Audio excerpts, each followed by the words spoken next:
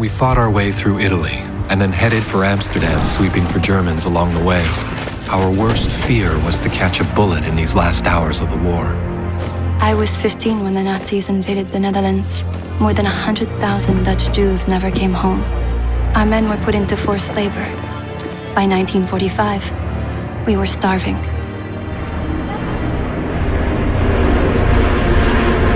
The food drops gave us hope. And then, the Canadians came. Before Amsterdam, I couldn't have explained why we were there, all those years away from home, but the Dutch showed us why it mattered. Papa wanted me to bring some soldiers home to thank them personally, and that's when I first saw Wilf, and I invited him over that afternoon. Marguerite Blaise married Lieutenant Wilf Gildersleeve. They moved to Vancouver, where they raised 8 children. Today, the Dutch still remember the Canadians who liberated them.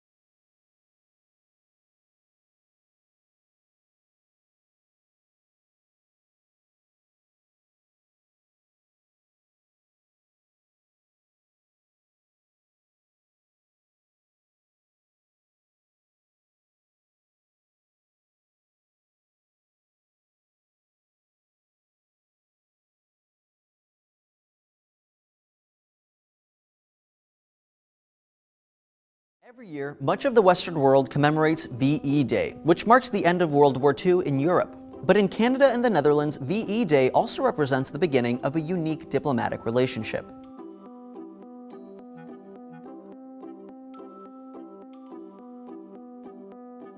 So why do Canada and the Netherlands love each other? Well, relations between Canada and the Netherlands actually stem back to 1940, when Germany began its occupation of the Netherlands during World War II.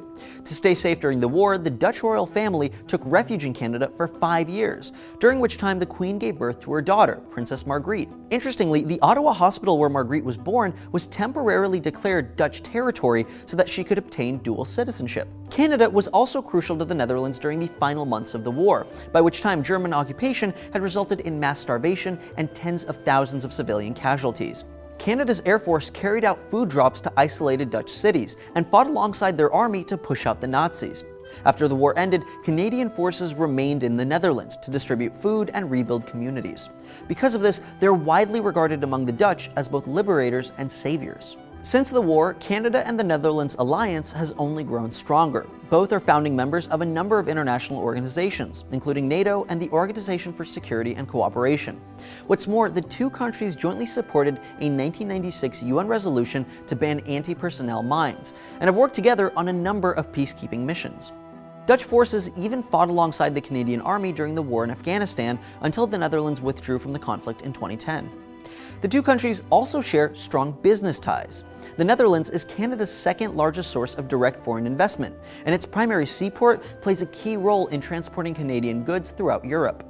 In 2014, bilateral trade exceeded $7 billion, leading the Canadian government to call the Netherlands one of Canada's most significant trade, investment, and innovation partners. The Dutch also have a long history of migrating to Canada. In the late 19th century, thousands of Dutch farmers settled in the Canadian West.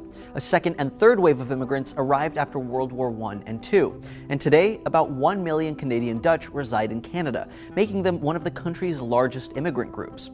Friendly relations between Canada and the Netherlands should come as no surprise, as they share a number of similarities. Both are parliamentary democracies with a history of supporting liberal values, like environmental conservation, same-sex marriage, and universal health care. Both boast extremely low rates of crime and corruption, and are involved in very few international disputes. But should a war break out, there's no question Canada and the Netherlands would have each other's backs.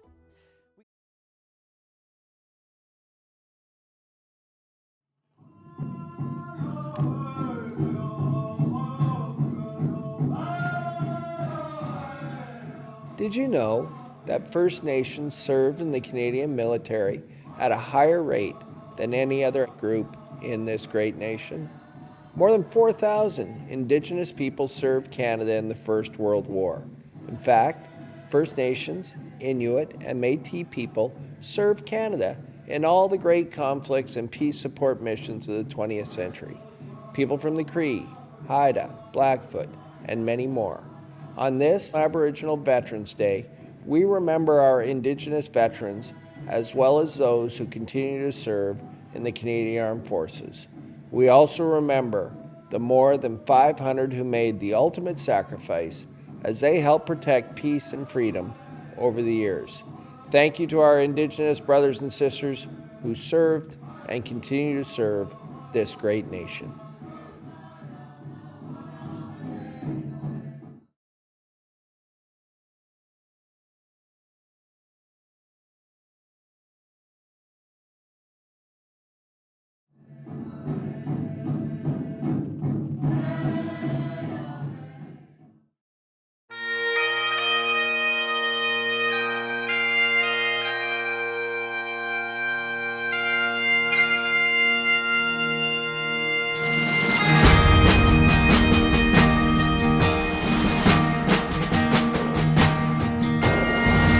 I hear the guns, I feel the fire.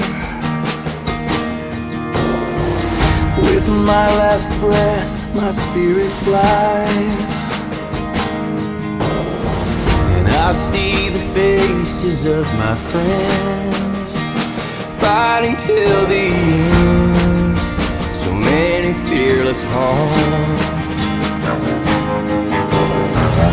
I feel their courage and their pain.